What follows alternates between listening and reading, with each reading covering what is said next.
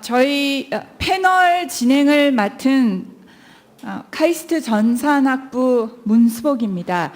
아까 질문 중에서 전산과의 기여라든지 이런 거에 대해서 질문 주신 분이 계셨는데, 저희가 이 행사를 준비를 한국정보과학교육연합회 이름으로 하게 됐습니다. 그래서 여기 정보과학교육연합회는 초등학교 선생님들의 한국정보교육학회, 그 다음에 중고등학교 선생님들의 컴퓨터 교육학회, 정보교육학회 회장님이신 유정수 교수님, 그 다음에 한국컴퓨터교육학회 회장이신 김현철 교수님, 그리고 또 대학 교수들 중심의 한국정보과학회 분들이 모여서 정보과학교육연합회를 만들게 됐습니다. 그 이유가 아까 질문이 나온 대로 선생님들과 실은 이 전산학을 하시는 분들의 괴리를 이 연합회를 통해서, 또 그래서 저 역시 한국정보과학회의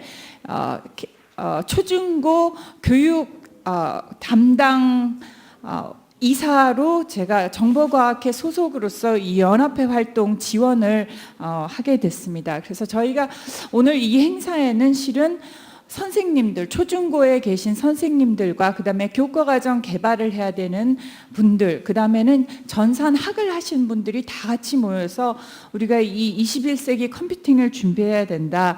오늘 패널은 이런 준비를 하시면서 지금까지 전산학 교육을 준비를 하는 데 있어서 어려운 점, 그 다음에는 우리가 또 앞으로 해야 될 일이 산적해 있는데 어떻게 해야 될까? 좋은 아이디어 내지는 이렇게 했더니 안 됐더라, 좋았다, 이런 경험을 다 모을 수 있는, 그리고 오늘 굉장히 일정이 빡빡해서 실은 아까 첫 번째 세션에서 질문들을 많이 못 하셨는데 질문을 할 수 있는 그런 기회로 생각을 해주시면 되겠습니다. 저희 패널을 넉넉하게 1시간 조금 더 잡았는데 첫 번째 세션이 조금 밀려서 패널은 10분 늦게 시작합니다만 끝내는 거는 다음 일정을 위해서 5시 반까지 마치기로, 그래서 서정현 회장님 마무리 말씀 듣기 전에 해서 예정대로 5시 20분까지 패널을 진행을 하겠고요. 오늘 패널리스트로는 5분을 모시는데, 우선 첫 번째 모시게 되는 박성현 원장님 간단하게 소개해드리겠습니다. 박성현 원장님께서는 서울대 통계학과에서 교수를 오래 하셨고 자연대학장, 또 서울대 법인화위원회 위원장을 하셨으며 지금 현재는 한국과학기술 한림원장을 하고 계십니다. 저희가 정보과학이 초중고에서 어떤 역할을 해야 되나, 과학계 전반에 걸쳐서 어떤 정책 방향의 방향을 큰 영향력을 갖고 계신 원장님을 모시고, 원장님께서 생각하시는 컴퓨팅적 사고력에 관한 패널 의견을 간략하게 듣고 다른 패널리스트들을 모시도록 하겠습니다. 박성현 원장님 큰 박수로 맞이해 주시기 바랍니다.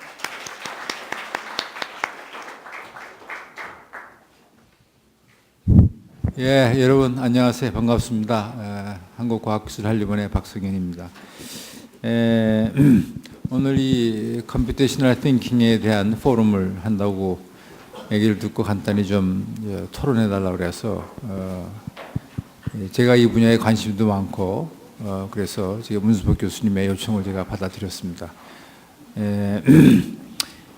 오늘 우리 또 제닛 윙국 부사장님의 강연도 듣고 또 그 뒤에 여러분들이 자세하게 말씀해 주셨는데, 사실 저는 오늘 공부도 또 많이 했습니다. 제가 이 분야에 관심이 있지만 역시 제가 모르는 것도 많이 배웠고, 참 이 엄청나게 중요한 그런 토픽이고 앞으로 우리 사회에 큰 변혁을 줄 수 있는 그런 데 대한 포럼이다, 저는 이렇게 생각을 합니다.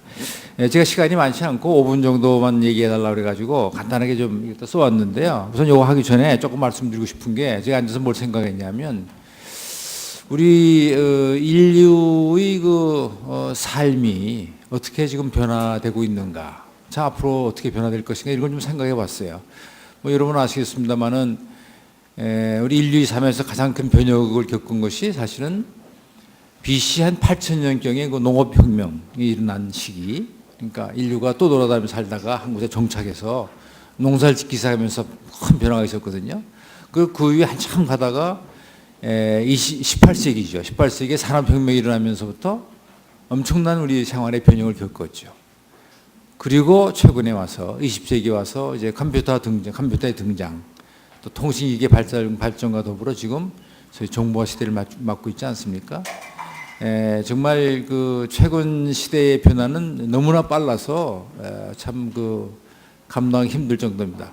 제가 어제 일로 이제 지하철을 타고 가다 보니까 앉아 있는 사람의 10명 중 9명이 핸드폰을 보고 있더라고요, 그냥. 핸드폰을. 그것은 최근의 동향입니다. 그리고 제가 그 1975년도에 서울대학교가 관악으로 이사 오면서 그때 처음으로 이제 계산 통계학과라는 게 생겼어요, 서울대학에. 영어로 얘기하면 컴퓨터 사이언스 앤 스태티스틱스인데 제가 생기면서 이제 교수로 부임을 했는데 그 당시는 컴퓨터 사이언스 공부한 사람이 없어가지고 별로. 저는 제가 통계학을 했습니다만은 이제 컴퓨터 쪽에도 조금 알아서 저보고 강의도 막 하라고 그래가지고 공부하면서 강의한 기억이 납니다. 그리고 그 당시만 하더라도 전부 원고지에다가 그 글을 썼어요. 200자 원고지에다가. 지금 뭐 그렇게 하는 사람이 누구 있습니까? 엄청난 변화죠. 그리고 요새 뭐 일하는 게 다 컴퓨터 앞에 앉아서 들여다보고 있잖아요. 그것도 큰 변화죠. 그러니까 인류의 그 삶이 지금 굉장히 변하고 있다 이렇게 느껴지고요. 오늘 이 컴퓨팅적 사고 이것이 우리 인류가 사는데 앞으로 굉장히 필요한 사고가 아닌가 이런 생각이 들어서 간단하게 좀 말씀을 드리겠습니다. 윙 박사가 말씀하신 것처럼 시간이 많지 않죠, 금방. 확실히 앞으로 그 21세기 지금 20세기 초반입니다만은 중반에는 지구상의 모든 인구가 사용하는 아주 기본적인 삶의 도구가 컴퓨팅 사고다, 컴퓨팅 시티라고 이렇게 하는데 동의합니다. 실제로 지금 우리한테 다가오고 있는 빅데이터 시대, 또 IoT, IoE 다들 대부분 아시죠? 인터넷 오브 띵스, 또 인터넷 오브 에브리띵 이런 것들이 우리 생활에 자꾸 들어오고 또 소프트웨어 기반의 많은 그 과학기술 결과물들, 예를 들어서 뭐 드론이라든가 버추얼 리얼리티, 뭐 인텔리전트 로봇 이런 것들이 자꾸 이제 우리 주위에 다가오는데 되게 소프트웨어 기반 아닙니까? 이런 것들이 들어오면서 사실은 이런 것들을 잘 만들고 활용하고 우리 생활에 유익하게 하는 데는 결국 CT가 굉장히 중요하다 이렇게 생각이 됩니다. 근데 저는 이런 생각을 했어요.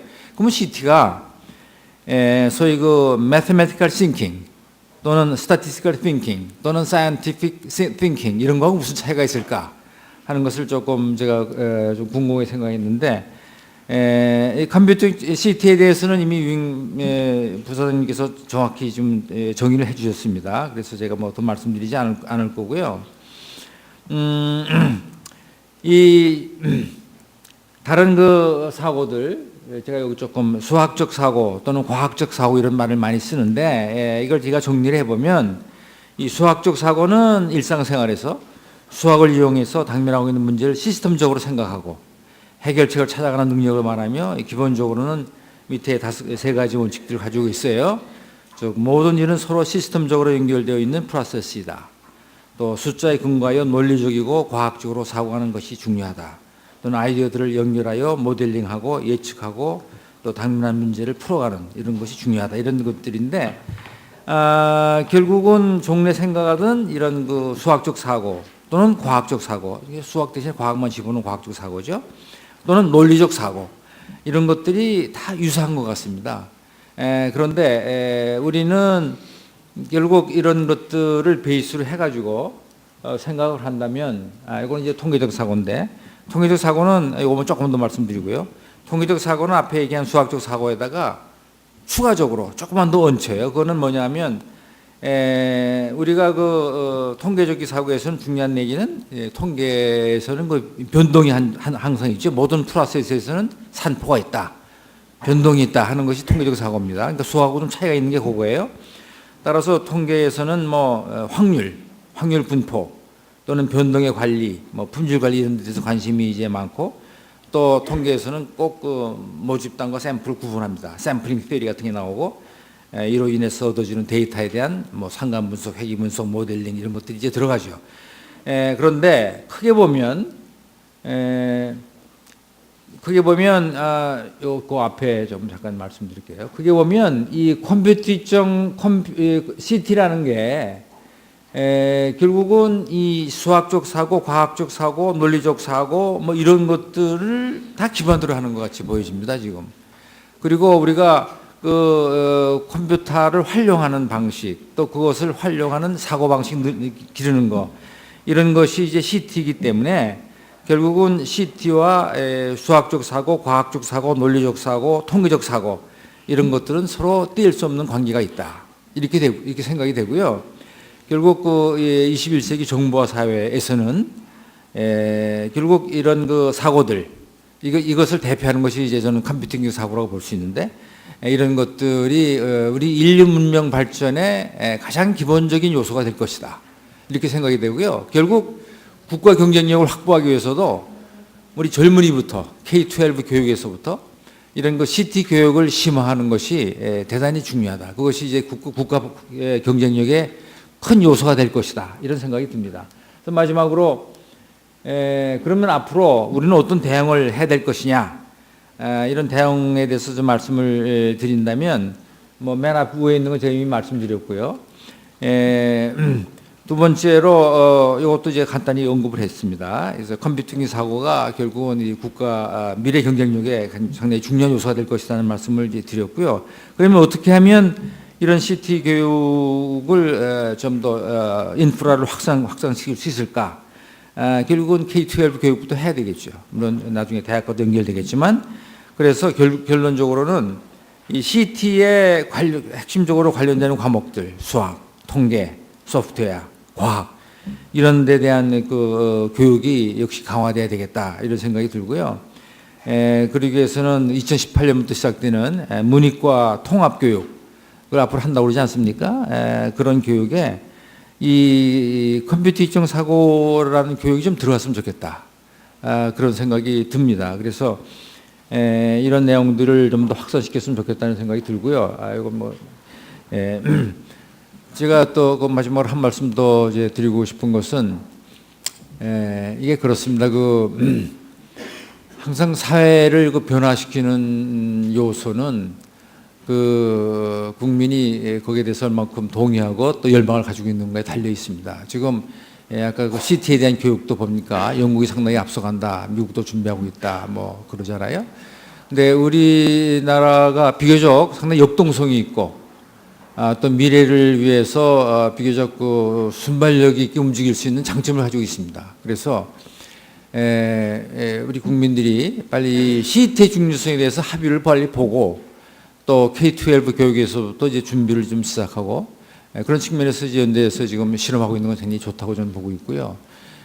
그리고 아까 이 중고등학교에서 또 교육 실험 또 이제 하고 있는 것도 참 좋아 보입니다. 근데 그런 것들을 할 때 결국은 누군가는 앞에서 끌고 나가야 돼요. 근데 오늘 이걸 하시는 이제 이 연합회나 또는 뭐 연세대학교 이런 데 관심 있는 분들이 좀 그 엘리트 그룹을 형성해서 좀 더 힘있게 끌고 나와줬으면 좋겠다 하는 이런 희망을 가져봅니다. 간단하게 마치겠습니다. 감사합니다. 네. 자, 다른 이번에는 모든 패널리스트 분들을 무대로 모시겠습니다. 송은정 선생님, 양진영 선생님, 김현철 교수님, 제넷 윙, please. 그 다음에는 지금 저희가 이게 연합회 성격으로 여러 초등학교, 중학교, 그 다음엔 대학교, 그 다음에 제넷 윙 박사님 모셔서 간단하게 발표분들 한꺼번에 쭉 소개를 드리고 그 다음에는 제가 패널에서 부탁을 드린 게 앞으로 5년 동안 우리가 해야 되는 급한 일이 무엇인가에 대해서 간단하게 의견을 부탁드렸습니다. 지금까지 이런 해왔던 경험에 의거해서 앞으로 5년 동안이 뭐가 할까. 그래서 송은전 선생님은 아까 발표를 하셔서 다 아시고요. 그 다음에 양진영 선생님은 반호중학교에서 전산학 쪽으로 17년 경력의 선생님이시고요. 2014년 소프트웨어 시범학교를 시작하시면서 이전에 그 소프트웨어 교육과 시범학교 교육을 통해서 많은 게 바뀌었다는 그런 얘기를 해주셨고요. 김현철 고려대학교 컴퓨터공학과 교수님은 지금 현재 컴퓨터 교육학회 회장을 하고 계신데 컴퓨터 교육학회가 지금 현재 2,000명 가량의 커다란 학회입니다. 그다음에 제네빈 박사님, 박성현 원장님. 그래서 송 선생님께서 간단하게 패널에서 부탁드렸던 얘기를 간단하게 아까 발표를. 네, 제가 그 이야기해야 될 주제로 받았던 게 앞으로 우리가 어떠한 방향으로 나아가야 할 것인지, 그다음에 예상되는 장애물은 무엇인지에 대해서 질문을 받았거든요. 네, 제가 아이들과 함께 컴퓨테이셔널 싱킹 또는 이제 소프트웨어 프로그래밍과 관련된 교육을 하면서 많이 들었던 게 그러면 선생님은 좀 사람 중심보다 좀 기계 중심으로 이렇게 생각을 하시는 건가요? 라는 또 의외의 질문을 또 받았어요. 네. 네, 컴퓨테이셔널 싱킹을 가르치는 것이 사람보다 기계를 우선시하는 그런 교육이다라는 의외의 질문을 또 받았기 때문에 그게 예상되는 장애물이라고 생각을 해서 간단하게 말씀을 드리겠습니다. 컴퓨터가 사고하는 방식을 우리가 배운다고 해서 우리가 결코 인간 고유의 사고를 등한시하는 건 아니라고 생각을 합니다. 저는 컴퓨터가 사고하는 방식을 엿보는 게 우리가 교수님의 복잡한 강의를 듣고 나서 잘 정리된 옆자리 여학생의 노트를 살짝 훔쳐보곤 하잖아요. 그래서 복잡한 그 현실 세계를 어떻게 보면 단순하고 세련되고 심플하게 정리해 놓는 게 컴퓨터의 결과물이라고 생각을 해요. 그래서 컴퓨터가 사고하는 방식을 엿보는 게 바로 옆자리 정리된 여학생의 노트를 엿보는 것과 비슷하지 않나라는 생각을 합니다. 그런데 교수님의 원래 강의보다 여학생의 노트가 더 중요하다는 얘기는 아니죠. 결국 노트가 가르치고 있는 거는 교수님의 강의입니다. 그래서 복잡하고 섬세한 교수님의 강의를 향하고 있는 것은 바로 그 여학생의 노트인데요. 우린 그 노트를 보면서 교수님의 강의를 다시 떠올릴 수도 있고 뭔가 새로운 인사이트를 거기서 얻기도 해요. 그렇지만 그 노트가 결국 가리키고 있는 건 원래 교수님의 말씀이라는 것. 그래서 컴퓨테이셔널 싱킹도 원래 향하고 있는 건 바로 사람이라고 생각을 합니다. 그래서 컴퓨테이셔널 싱킹을 통해서 우리는 조금 더 사람을 더 잘 이해할 수 있게 되고 우리가 살아가는 세계를 더 잘 이해할 수 있게 된다고 생각을 해요. 그래서 앞으로 우리는 어떻게 해야 될 것인가라는 고민을 저도 많이 했는데요. 지금 저는 교사니까 교사들이 컴퓨터 사이언스에 대해서 배울 수 있는 기회가 굉장히 적어요. 그리고 지금 학생들도 마찬가지고요. 또 컴퓨터 사이언스나 아니면 컴퓨테이셔널 싱킹에 대한 그 교육에 관련된 뭐 교육 과정, 평가 이런 것에 관련된 연구도 이제 아직 이제 시작되는 단계고 그것에 대한 지원도 굉장히 부족합니다. 그래서 저는 컴퓨테이셔널 싱킹이 많이 얘기되기 위한 그런 인프라가 확충되어야 되지 않나라고 생각을 하고요. 그래서 초등학교에서는 사실 컴퓨터라는 과목도 없습니다. 컴퓨터 과학이라는 걸 얘기하기 전에 컴퓨터를 또 얘기하고 싶은데 과목도 없고 그래서 많은 어려움이 있어요. 그래서 그런 부분에서 좀 해소가 되었으면 하는 작은 바람이 있습니다.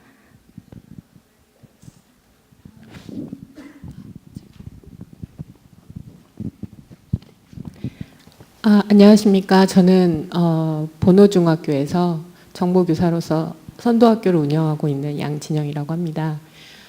사실은 저는 컴퓨터 CT에 대해서 생각해 본 적도 없고 그리고 자넷 윙 교수님이 어떤 분이신지도 이 패널에 참가하면서 그 검색을 통해서 알게 되었습니다. 그리고 제가 패널로 참가하게 된 초대받게 된 이유는 평범한 정보교사가 중학교에서 선도학교를 운영하면서 느꼈던 그런 경험들을 진솔하게 얘기를 하면 된다라고 생각하고 참석하게 되었습니다. 그래서 앞으로 5년간의 그 거창한 CT에 대한 그런 것은 아직 생각이 없고요. 제가 겪었던 일들을 간략하게 말씀드리고 마치겠습니다. 저는 컴퓨터 교육학을 전공하지 않았습니다. 그리고 전산학을 전공을 하였고 교직 이수를 하고 현재 중학교에서만 17년 동안 정보를 가르치고 있었는데요. 처음에 그 컴퓨터 교사로서 그 엑셀이나 워드 그리고 파워포인트라는 그 학부에서 전혀 다루지 않았던 그런 프로그램들을 가르치고 그리고 행정직 직원처럼 그런 업무로만 취급받는 것을 겪으면서 참 자괴감이 많이 들었습니다. 그런데 정보 카페를 통해서 스크래치나 코드.org 사이트를 알게 되었고 그런 걸 조금이나마 다루면서 위안을 받았었습니다. 그리고 거기에서 소개받은 피지컬 컴퓨팅을 시도해보고 싶었기 때문에 선도학교를 용기를 내서 신청을 하게 되었고 올해는 그 로봇과 앱 인벤터까지 가르치고 있습니다. 사실 앱 인벤터는 가르치고 싶지 않았습니다. 제가 영어 울렁증이 좀 심하고 저희 학교 아이들도 영어라면 아주 질색을 하거든요. 그런데 그 선도학교 요구 조건이 앱 공모전에 작품을 꼭 하나씩은 내야 된다고 그래서 급하게 급조해서 방과후를 만들었습니다. 근데 의외로 아이들이 먼저 와서 신청을 하게 되었고 꼭 교육을 받게 해달라고 부탁을 하는 학생들이 있었습니다. 그래서 지금 여수팀이 제작을 하고 있는데요. 시간이 촉박했기 때문에 가르칠 수 있는 내용은 되게 제한될 수밖에 없었습니다. 대충 가르치고 작품 하나만 나오면 되었습니다. 그런데 아이들이 제가 가르치지 않은 것을 본인이 만들고 싶은 앱을 만들기 위해서 찾아가면서 하나하나 테스트하면서 친구들하고 연구를 하더라고요. 그래서 교사로서 아이들에게 길을 터주는 역할만 하면 되지 꼭 내가 다 알아서 그걸 가르칠 필요는 없구나라는 걸 다시 한번 느끼게 되었습니다. 그리고 선도학교를 하면서 굉장히 떨리네요. 가장 어려웠던 점은 역시 그 소프트웨어 교육은 컴퓨터 활용법을 가르치는 과목이라는 그 학생이나 학부모 그리고 동료 교사들의 그런 선입견을 바꾸는 것이었습니다.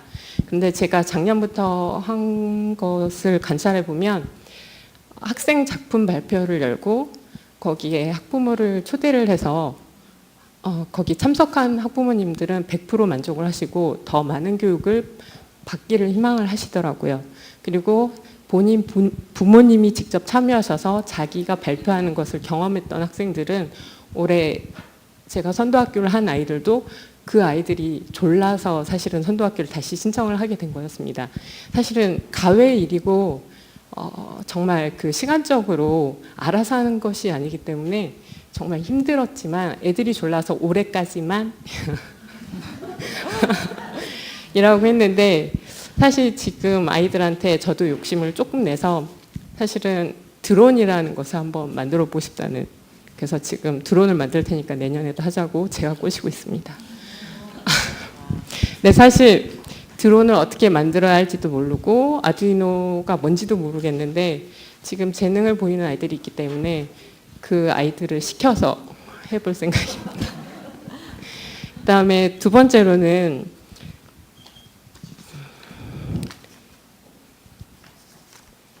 말씀드리고 싶은 게 꼭 있었는데 가장 큰 고민은 무엇을 어떻게 가르쳐야 할지입니다. 사실 무엇을에 대한 연수는 올해는 굉장히 많아진 것 같습니다. 그래서 여러 가지 도움을 많이 받고 있는데요. 네이버나 EBS나 뭐 이런 등등의 사이트에서 소스는 제공해 주시는 것 같아서 정말 감사한데 문제는 컴퓨팅 사고력을 키우기 위해서 어떻게 가르쳐야 되는지에 대한 그런 수업 모델은 정말 찾기가 힘듭니다. 그래서 제가 이리저리 헤매면서 사실은 너무 힘들더라고요. 시간도 많이 소비되고 이게 정말로 제가 가르쳐야 하는 그런 방향이 맞는지도 확신이 서지 않습니다.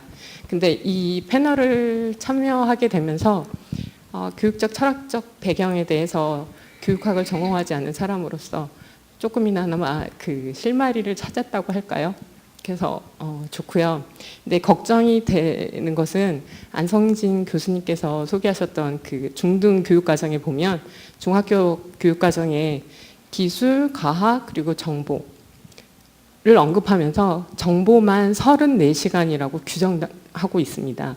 근데 그게 어떻게 해석될지 모르겠지만 학교 입장에서 그게 주당 1시간짜리 34시간이라고 하면서 안성진 교수님이 말씀하셨던 컴퓨팅 그 CT에 대한 그런 개념을 가르치려면 정말 부족하다라는 건 그 가르쳐 보신 분들은 정말 동의하실 것입니다. 그리고 필수 교과가 된 건 참으로 다행인데, 필수 교과가 되면 여태까지 제가 가르치고 싶은 것은 가르치고 가르치고 싶지 않은 것은 스킵할 수 있었습니다. 그런데 필수 교과가 되면 가르치지 않으면 안 된다고 합니다. 그래서 그리고 주당 1시간이 되면 학급수가 작으면 순회를 나가야 합니다. 다른 학교에 지원 나가야 합니다. 그러면 주당 1시간 가르치고 다른 학교까지 나가면서 필수 교과로 가르쳐야 합니다. 그게 어떤 수업 형태로 가능하다고 생각하실지 모르겠지만 제 경험상 일제식 수업밖에 될 수 없고 그 의도하신 그 컴퓨터 사고력을 키울 수 있는 것은 한계가 있습니다. 한계가 있다고 저는 생각합니다. 그리고 제가 교사들의 인식을 변화시키기 위해서 제 나름대로 그 연수를 했는데요. 썩 그 동료 교사로서의 약간 삐딱한 시선으로 바라보시는 경향이 있어요. 연수를 해도. 그런데 전문 강사님들이 오셔서 생동감 있는 그런 연수를 해주시면 그 소프트웨어 교육이 필요하다라는 그 질문에 대한 매우 그렇다라는 그 대답이 73% 늘어납니다. 그래서 여기 계신 교수님들의 적극적인 지원이 필요로 합니다. 저는 여기까지 하겠습니다.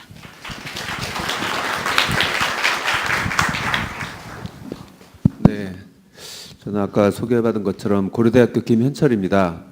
제가 원래 전공은 머신러닝이에요. 머신러닝 기계학습인데 15년 전에 우연한 기회에 컴퓨터 교육에 발을 들여서 지금 지난 15년간 우리 초중고등학교에서 컴퓨터 교육이 어떻게 되었는지를 제가 잘 알고 있습니다. 한 2년 전부터 기회가 돼서 미래부와 교육부를 설득하고 언론도 설득하고 학교를 교장 선생님을 제가 무진장 많이 만났어요. 학교를 설득하고 그런 과정을 통해서 드디어 지난달에 교육과정이 발표가 됐습니다. 그 교육과정 만드는 데에도 제가 작년서부터 연구원으로 참여를 해서 그 교육과정을 만들었습니다. 지난달에 발표를 했습니다. 하나 아쉬운 게 있다면 34시간이라는 그 짧은 시간이 문제인데 지금 저희가 더 중요한 것은 국가교육과정의 필수 과목으로 중학교가 들어갔던 사실은요. 저의 경험에 의하면 거의 기적과 같은 일이었어요. 그게 이루어진 거거든요. 34시간은 계속 이제 우리가 달성해야 될 목표입니다. 그래서 우리 학회 그다음에 4군데를 설득을 해서 지금 언론도 계속 설득을 하고 있어요. 해서 34시간에도 부당성 청와대 민원도 넣고 지금 계속 넣고 있어요. 근데 답변은 뭐 우리가 원하는 답변은 안 오지만 계속 노력해야 될 부분이고 지금 어쨌든 이게 이렇게 달성이 됐고 그 다음 단계가 대학교에서의 교양 과목으로 이제 집어넣겠다라는 거거든요.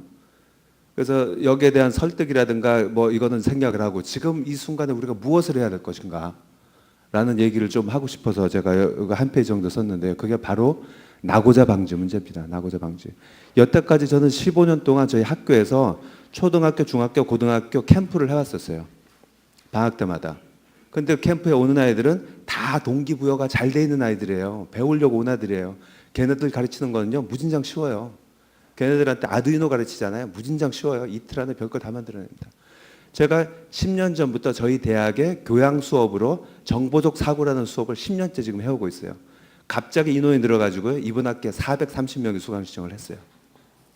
걔네들도 배우려고 온 아들이거든요. 쉬워요. 근데 문제는 뭐냐면은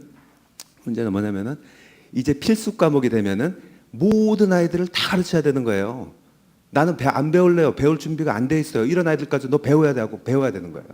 그랬을 때 우리가 예상하지 못했던 많은 문제들이 발생을 합니다. 정말 많은 문제들이 발생을 해요. 그래서 제가 지난주에 저희 학교 부근에 휘경 선생님 여기 와 계신지 모르겠는데 여자 중학교에 방문을 했어요. 선생님하고 얘기를 많이 나누는데 여자 중학교 아들 어려워합니다. 이거 어떻게 해결할 건가? 저기 국민대학의 이민석 교수님 저기 와 계시지만은 국민대는 지난 학기부터 전교생을 대상으로 한 컴퓨테이셔널 띵킹 프로그래밍 수업을 지금 시작을 전격으로 했어요. 이번 학기 2번째 학기자거든요. 우리가 해결해야 될 문제가 많이 있습니다. 여기요. 저는 여기에 이제 집중을 하고 싶습니다. 사실은요. 그래서 왜 아이들이 그런 나구자를 어떻게 방지를 할 건가? 근데 이제 중학교 2018년부터 필수 과목을 하잖아요. 100% 저는 장담합니다. 그런 아이들이 나옵니다. 나오면 언론에서 뛰어들고 배우지 말아야 된다는 얘기 또 나오고 그럼 아주 갈 길이 어려워집니다. 이 문제를 그 전에 해결해 놓지 않으면 되게 힘들다. 첫 번째 이유가 왜 배워야 되는지는 난 모르겠어요. 이렇게 하는 아이들이 많습니다. 나 싫어요. 나 이거 안 배울래. 왜 날 보고 이걸 배우라는 거예요. 동기부여를 어떻게 가르쳐 줘야 될까? 왜 네가 이게 배우는 것이 도움이 될 것인지를 분명하게 얘기해 줘야 되겠다. 두 번째, 이게 젠더 이슈하고도 관계가 되어 있는데 아이들의 배경, 성별, 관심사가 다 다릅니다. 그런데 일방적으로 같은 주제만 가르칠 수가 없어요. 예를 들어서 제가 정보 구조에 대해서 설명하기 위해서 서울시 지하철 노선들을 많이 사용합니다. 사용하는데요. 지방에 내려갔더니 지하철 타본 적이 없는 아이들이 대부분이에요. 그걸 받아들이지 못해요. 모르는 척 가만히 있어요. 그래서 굉장히 많은 사례들과 조건들이 필요하겠구나 이런 생각을 합니다. 세 번째, 배우지도 않고 무조건 어렵다고 생각하는 아이들이 있어요. 그리고 실제로 배웠는데도 저는 어려워요. 선생님 문제가 컸습니다. 제가 만나본 아이들은요. 선생님이 자신 있어야지 쉽게 아이들을 가르칠 수가 있는데 선생님이 동기부여가 안 돼 있고 어려우면은 아이들도 어렵게 배우더라고요. 그래서 이것도 이제 우리가 해결될 문제고 마지막에 특히 한국에서만 있는 문제 같은데 평가에 대한 스트레스가 무진장 큽니다. 난이도와 상관없이 평가를 받아야 된다는 사실 자체가 이제 스트레스인 거예요. 예를 들어서 우리가 줄넘기를 가르친다고 하면은 줄넘기 가지고 이 중에 10명 중에 2명만 A 줄 거야. 이렇게 하는 순간 아이들은 줄넘기가 뭐고 상관없이 스트레스 받는 거예요.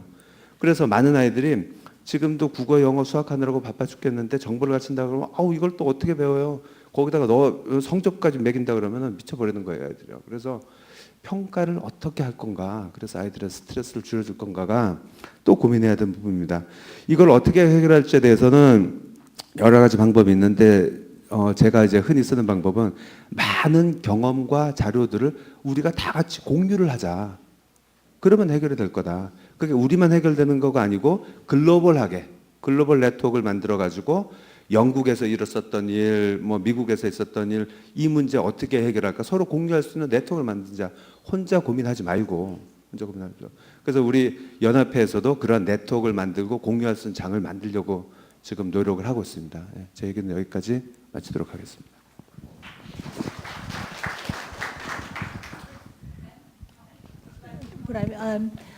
First of all, I would just like to say that, don't want that translated into my ear. I think that I have to again applaud all of you for being so courageous in trying to introduce computer science to the K through 12 students. You are in the forefront of this big, long journey. You're at the very, very beginning. Again, if you remember my analogy to mathematics, mathematics has been around for centuries. And I think when the early mathematicians were first teaching young children mathematics, they probably didn't know how to teach math, what to teach, when to teach what. We're in that stage. So centuries from now, maybe we'll have figured it out. So don't be scared. Be actually very proud that you are in the forefront of this long journey. And there are no curricula. We don't understand what to teach when. As I mentioned, those are research questions in computer science education, where computer scientists need to work with learning scientists. So don't feel anxious that you don't have the answer yet, because you are the ones who are creating that answer, at least for today. And over time, we will refine what we should teach when, as we see what works with different age levels. So I just want to applaud you for your courage and calm you down to not get so anxious, because the answer is not in the back of the book. You are writing the book.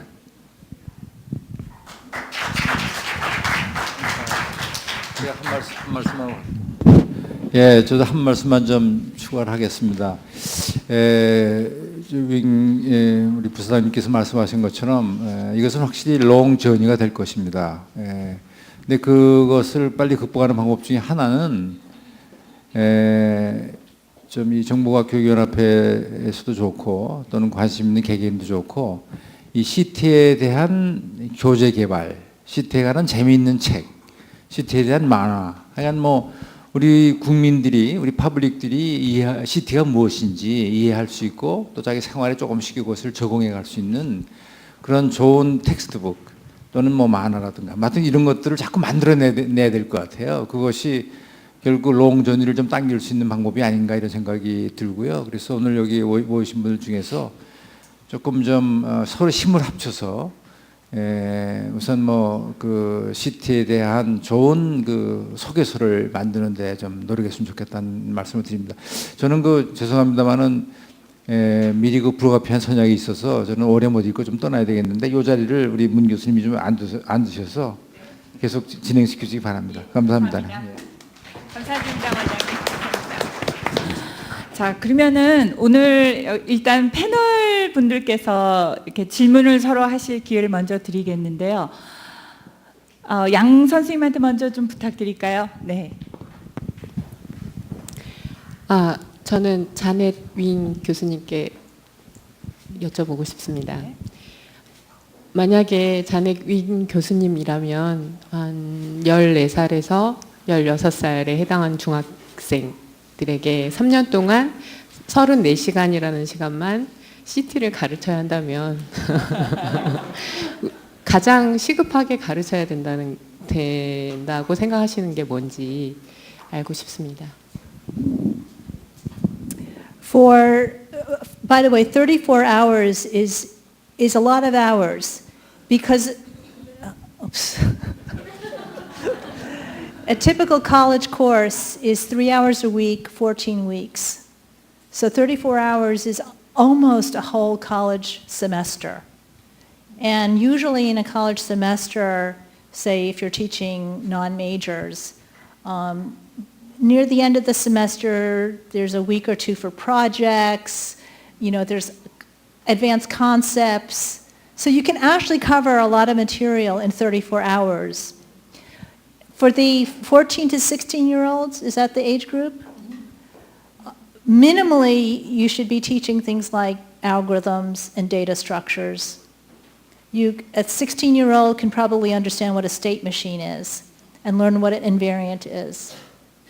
And because it's 34 hours spread over 2 years or 1 year, you probably really don't have 34 hours, but fewer hours which you have to then repeat the same concept with different examples. But minimally you can do basic algorithms and basic data structures and probably what a state machine is. You don't need to teach what a Turing machine is, but you can teach what a state machine is and teach what an invariant is. I'm sure you could do that easily in 34 hours.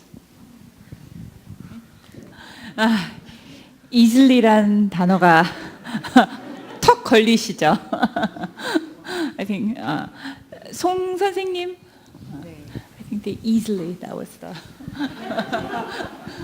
threshold. 질문 부탁드릴까요? 네, 전 그 김현철 교수님께 질문을 드리겠습니다.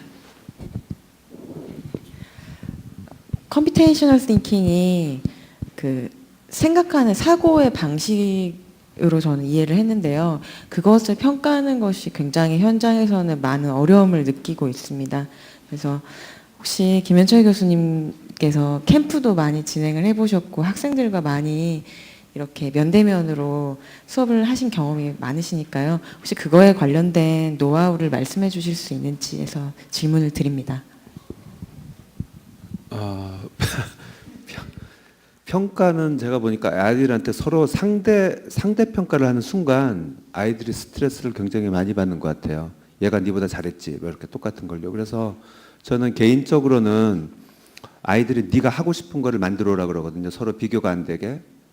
그랬을 때 아이들이 너무 즐겁게 해요. 근데 하나의 주제를 주고 니들이 똑같은 거 만들어봐. 누가 잘했나 한번 보게. 이러는 순간 아이들은 무진장 힘들어합니다. 근데 제가 제일 걱정하는 거는 이제 정규 교육 과정에 들어갔잖아요. 필수 과목으로. 그러면 학교에서 어떻게 평가를 하죠? 저는 그게 이제 걱정인 거예요. 네? 그런 순간 또 힘들어지는 거죠, 아이들이요. 그래서 좀 다 같이 좀 고민을 해야 되는 부분 같고요.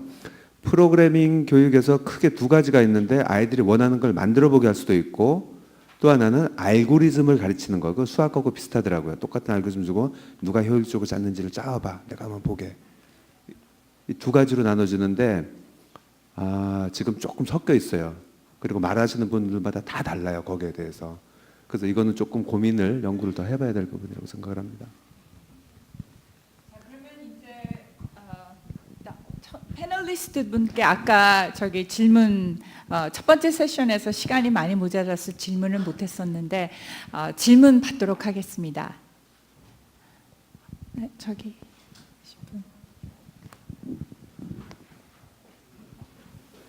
저는 김현철 교수님한테 질문이 있는데요. 저는 이제 전공이 교육공학이고 교수학습 센터장도 해가지고 어차피 이제 대학교의 고등교육 쪽 일을 많이 하고 있어요. 그리고 뭐 어차피 학교는 뭐 이렇게 정규 교과 과정이 됐으니까 어차피 국가에서 많은 서포트가 있을 텐데 이제 결국 대학은 그 책임이 다 각계 대학으로 돌아갈 거고 저도 오늘 여기 온 이유는 과연 연대가 이 CT에 대해서 어떻게 교육을 하고 있는지가 궁금해서 왔는데 사실 그거는 아직 못 보고 이제 겉에 그 테두리만 보고 있는데 지금 김현철 교수님은 현재 대학에도 계시고 교육 백그라운드를 갖고 계시고 또 이제 아까 정보적 사고라는 수업을 가르치고 계시나요? 어차피 지금 밑에서 배우고 들어오는 애들은 지금보다 나을 거예요, 학생들은. 하지만 지금 버려진 학생들이 있어요. 여기 혜택을 받지 못하고 하지만 사회는 그걸 요구하고 그러면은 각 대학에서 이 학생들을 위해서 어떤 물론 이제 연대도 아까 국민대도 하고 있다고 말씀했는데 어떤 식으로 CT 교육을 대학에서 마련을 해주는 게 가장 최고의 서비스를 줄 수 있을지 그 한번 저기 좀 좋은 조언을 부탁드리겠습니다. 저는 그 컴퓨테이셔널 띵킹 얘기를 2004년 자넷 교수님은 2006년에 이제 ACM 했는데 2004년부터 제가 수업을 시작을 했어요. 근데 그걸 할 때 많은 사례들을 수집을 했어요.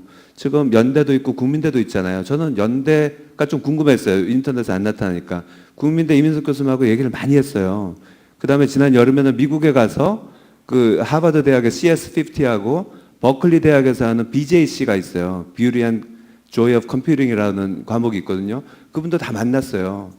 그래서 굉장히 많은 사례들 수집하고 모으고 이렇게 해가지고 제 나름대로의 이제 컴퓨테이셔널 띵킹 교육 과정을 만든 거거든요. 그리고 그걸 계속 개선을 합니다. 아이들하고 얘기하고 사례들을 수집하고.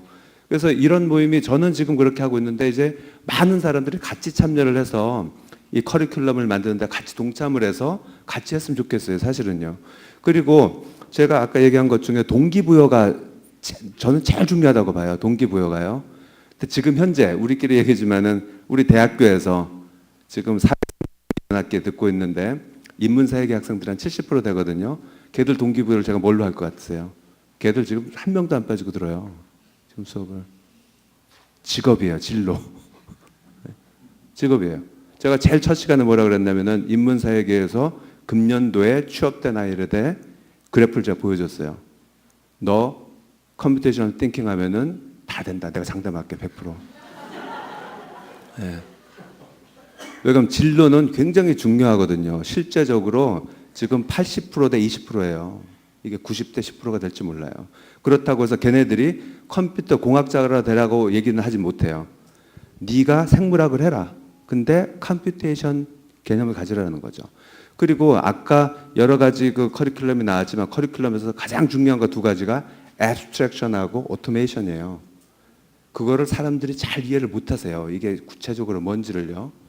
뭔지를 모르는데 그거 굉장히 이제 잘 설명을 할 수가 있어요. 아까 자넷 선생님 말씀하신 대로 쉽게 설명을 할 수 있어요. 오늘 아침에 제가 그 수업을 하고 왔거든요.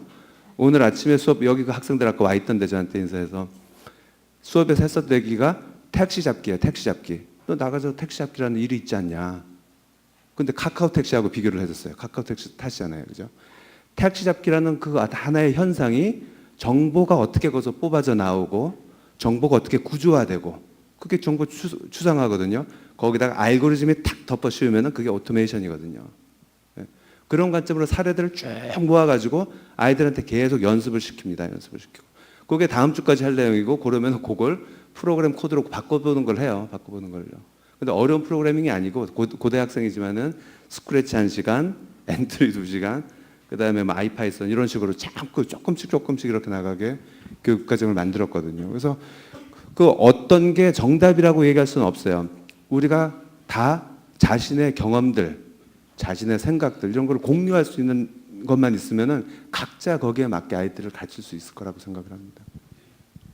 저희가 잠깐 패널 하시는 분들한테 좀 이해를 돕기 위해서 여기 계신 분들 중에 초중고에 계신 초등학교 계신 분들, elementary school, 중고등학교, 그다음에 나머지는 대학교 분들. 오케이. 그러니까 mixed. 아까 예상 한 3. 네, 알겠습니다. 저쪽에 실은 국민대 이민석 교수님 손 드셨는데 질문. 네.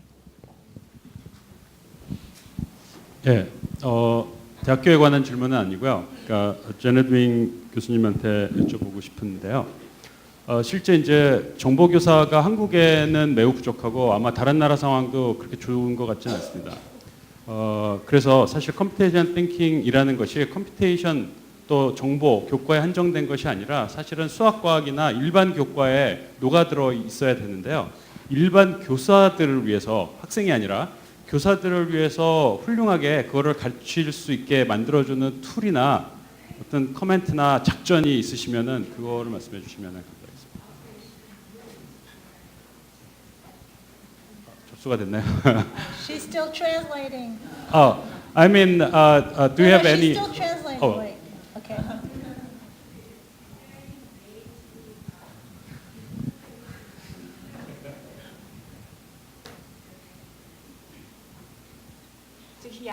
Yes, I understand the question. The question is, are there easy ways to incorporate? Are there easy ways to incorporate computer science into the teaching of other sciences? I think if you sat down and thought hard about it, just as I did for each of the disciplines that I talked about in terms of how computational methods has influenced the way research is done in those disciplines, then you can think about how one could teach the discipline itself using computation. So this is not there's no easy answer. There's no silver bullet. There's no book I can open and say, this is the recipe for teaching computational thinking for economics, and this is the one for biology, and this is one for law.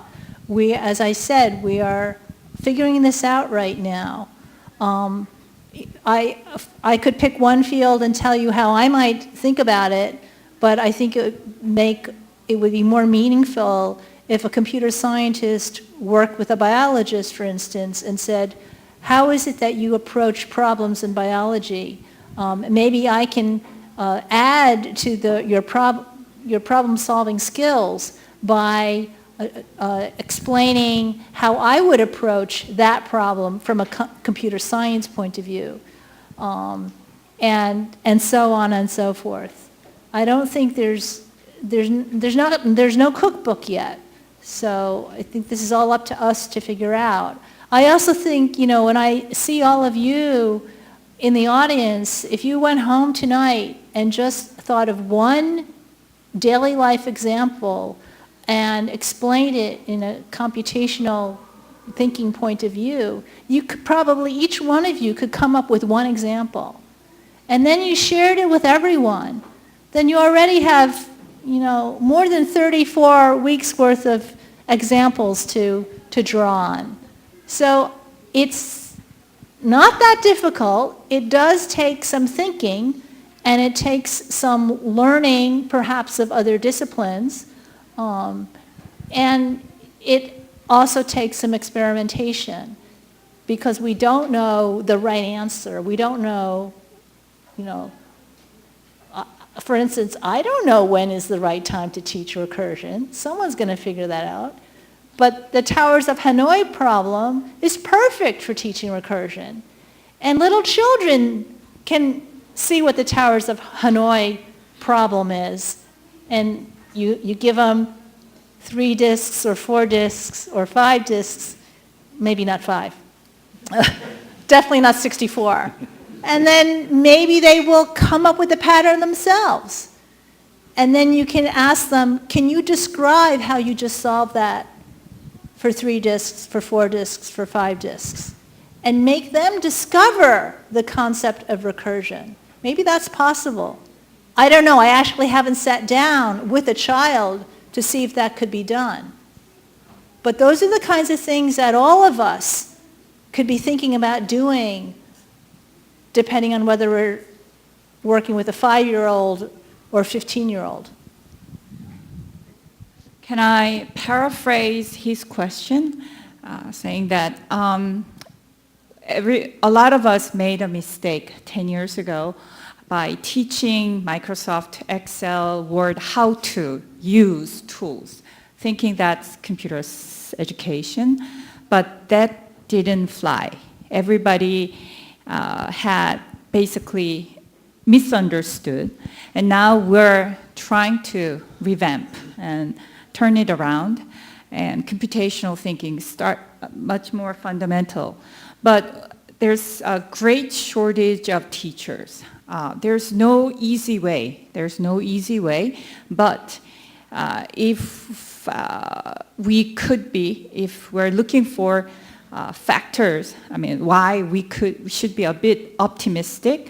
First, the memory from our failures still very vivid. 아직도 쓰려요. 속이 쓰려. 그러면은 속이 쓰리면. And second, we are computer scientists. We're good at crowdsourcing. We are good at open source. We're good at sharing. So that could, as our specific field, the only effective, there's no way to train teachers overnight. It's gonna take a decade for sure. But we are the most skilled and adept people. We have the tools. We make the tools. So there I see a little bit of optimism. Do we agree? No? Okay. All right. I'm always an optimist. 다른 질문들. 혹시 제넷 윙 박사님께 질문하실 거면 영어로 살짝 해주셔도. 아닙니다. 빨리. 양 선생님께 좀 질문 드리려고 그러는데요. 예. 사실 혹시 학교가 준비가 돼 있는지, 왜냐하면은 이제 영국은 핀란드도 그렇지만 뭐 BBC, 구글, 마이크로소프트가 2012년에 합의를 봐서 커리큘럼도 만들고 그래서 쭉 와서 지금 이렇게 된 걸로 이해하고 있는데 저는. 근데 대한민국에서는 이렇게 발론티어적인 선생님과 학생들이 이렇게 아울러지는 단계가 없이 지금 직립으로 들어간 거잖아요. 지금 확 들어간 건데. 그래서 저희 선생님들이 혹시 준비가 됐는지 궁금해요. 왜 사례를 말씀드리면 사실 전 초등학교 4학년 딸한테 작년에 아두이노를 가르쳤어요. 그리고 이제 과학반에서 피아노를 만들었습니다. 그래서 뭐 프리퀀시도 가르치고 그랬는데 선생님의 반응은 간단했어요. 그 상을 주신 애들은 그 물고기 키우고 지렁이 키우고 뭐 저희 인류가 40년 동안 해온 거 애들한테 이제 상을 주시더라고요. 그 애가 버릇이 생겼어요. 선생님이 모르잖아. 그래 버렸고. 근데 걱정이라고 말씀드리는 이제 근본적 계기는 1년 만에 모든 게 바뀌었지 않습니까? 모든 영재 학교가 아두이노를 가리키고 스크래치를 가리키거든요. 덕분에 요즘은 이렇게 얘기해요. 선생님들이 그렇지고. 그리고 초등학교 5학년 애가 벌써 냉소적으로 바뀌어 버렸는데, 그러니까 제가 궁금한 건 과연 사실 오늘 발표에서도 한국 분들의 발표의 대부분은 프로그래밍이라는 단어가 굉장히 많이 나왔거든요. 그래서 양 선생님께 여쭙는 이유가 대한민국이 진짜 뭐 코드.org나 Hours of Code 이런 그 자발적인 선생님들의 혹시 무브먼트가 얼마나 되는지 혹시 좀 듣고 싶은 현황을 좀 듣고 싶습니다. 예.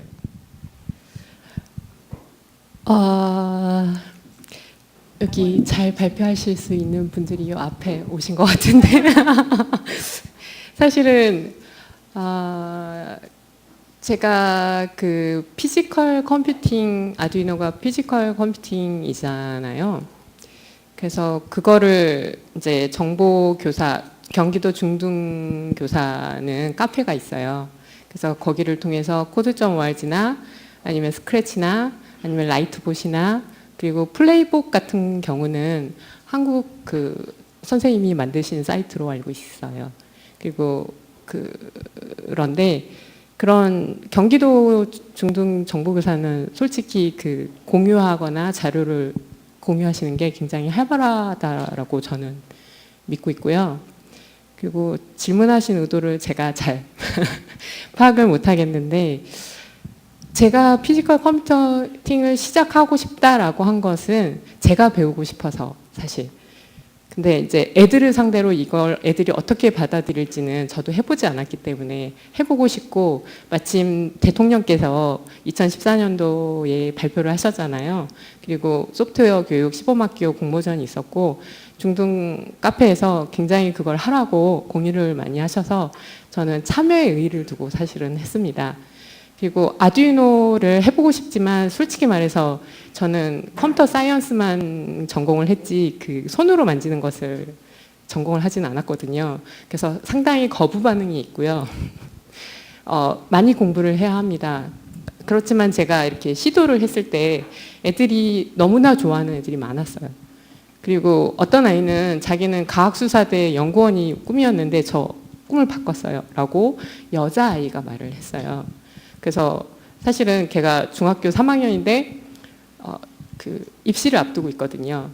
그래서 앱 인벤터반도 걔가 하겠다고 해서 제가 말렸어요. 너 거기 가야 되니까 하지 말라고. 근데 그거 그렇게 애걸복걸을 해가지고요. 지금 만들고 있거든요. 그래서 저는 제가 아직 아두이노도 모르고 앱 인벤터도 몰랐는데 해보니까 저한테는 쉽더라고요.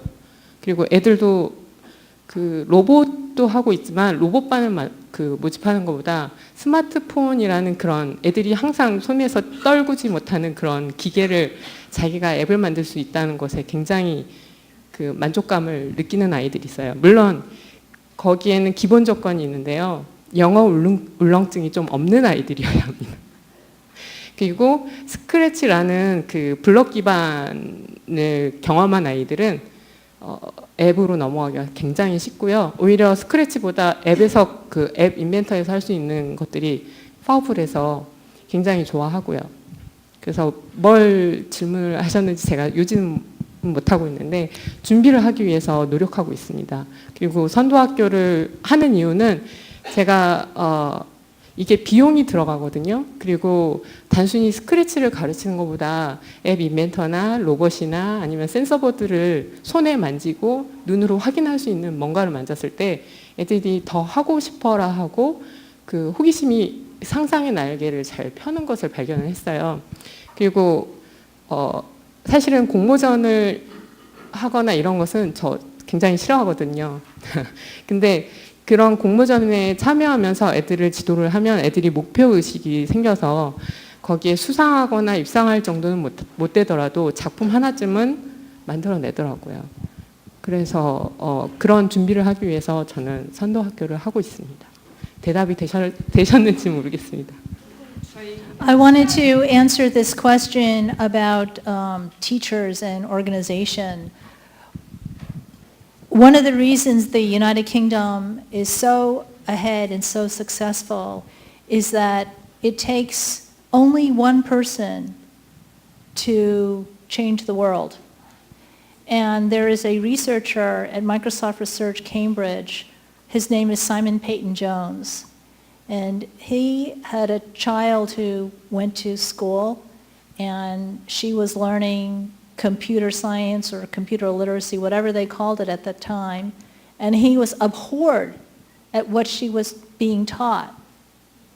And it was because of that personal experience that this very, very well-respected computer science researcher decided that he was going to do something about this in the UK. And with his perseverance, with his single-mindedness, he helped convince the policymakers, the Ministry of Education. He helped work with the British Royal Society to write that book. And in the end, he also helped create that Computing at School website and association. The Computing at School is a grassroots effort in the UK made out of many, many teachers in the country. But it goes to show that it does take a leader who's passionate and who can galvanize the right kinds of people to work towards the common goal. The CSTA in the United States is somewhat similar. It's an organization of the computer science teachers, high school teachers in the United States. They're very well organized, and they know how to disseminate materials. So maybe these professional organizations in Korea can help the teachers, help people develop the curricula, disseminate the materials, help train the teachers, you know, and sort of be the organization for this movement in Korea, so that all of you don't feel so helpless or frustrated or scared. 감사합니다. 시간 관계상 여기까지 마치겠고요. 제넷 윙 마지막 멘트가 정말 중요한 거여서 저희가 할 수 있습니다. Yes, we can. 감사합니다. 이걸로 마치겠습니다. 회장님 마지막 클로징 리마크 한마디 부탁드리겠습니다. 오늘 아주 기쁜 날입니다. 많은 분들이 그동안에 불안해하셨던 거 많죠. 내가 잘못 알고 있는 거 아닐까? 근데 잘못 알고 있는 거 아무것도 없습니다. 왜냐하면 정답이 뭔지 아무도 모르니까 이제부터 같이 만들어 나가면 되고요. 그 다음에 절대 혼자 아까 우리 윙 선생님은 혼자 어떤 한 사람이 열심히 했다라는 리더로 했다 그러는데 절대 그건 아니고요. 제가 볼 적에 그 한 사람보다는 역시 이 많은 사람들의 관심과 노력이 모였을 때 정말 힘을 발합니다. 이제 어쨌든 굉장히 어렵지만 첫 발을 내디뎠다는 건 굉장히 중요합니다. 이제 공식적으로 정규 교과목이 생겼고, 그 다음에 이제 대학도 열리기 시작을 하고요. 그 다음에 아까도 얘기했지, 대입에서도 이제 소프트웨어를만 가지고도 대학교를 갈 수 있는 길이 열리기 시작을 하고, 이렇게 하다 보니까 이제 점점 늘어날 것 같습니다. 연합회에서도 지금 나온 몇 가지 얘기들, 그러니까 교육 모델 교환 만드는 거, 선생님들 같이 공유하는 사이트, 교육 컨텐츠, 오픈 사이트 만드는 거 최선을 다해서 하겠습니다. 그리고 정부에 로비를 해서 더 이런 걸 또 활성화하고 예산을 더 넣고 하는 작업도 다 같이 힘을 합해서 하는 게 중요합니다. 근데 그러기 위해서는 정말 중요한 건 대국민 홍보입니다. 이게 왜 중요한지 전체 국민이 알아야 돼요. 자기 아이들의 장래가 왜 여기에 걸려 있는지를 여기 있는 사람들만 다 알면 안 되고, 가서 그런 걸 어떻게 알릴 수 있는 방법을 좀 더 같이 고안을 해주시고 해서 다 같이 노력을 했으면 좋겠습니다. 오늘 늦은 시간까지 대단히 감사합니다. 감사합니다. Thank you very much.